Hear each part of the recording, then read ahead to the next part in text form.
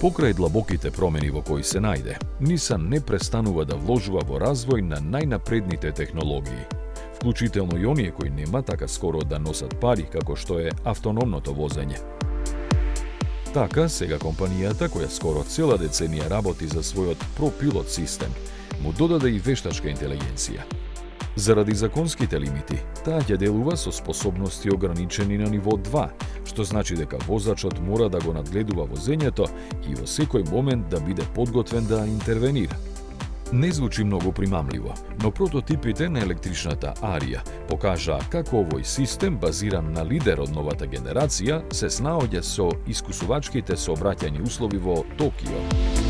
Тие, опремени уште и со 11 камери и 5 радарски сензори, се способни да ги предвидуваат идните ситуации и да проценат како тие ќе влијаат на тековите во сообраќајот.